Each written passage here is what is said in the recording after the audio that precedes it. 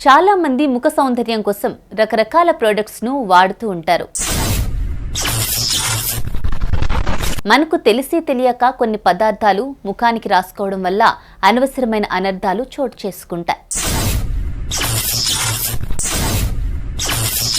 ముఖం పైన చర్మం చాలా సున్నితంగా ఉంటుంది.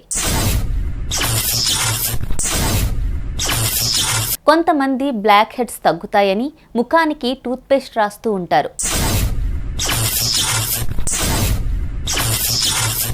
టూత్ పేస్ట్ ముఖానికి రాసుకోవడం ఏమాత్రం మంచిది కాదు.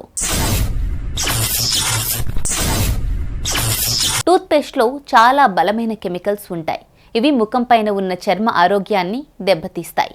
దీనివల్ల ముఖం పైన, చర్మం పైన దురదలు, మచ్చలు, మంట వచ్చే అవకాశం ఉంటుంది.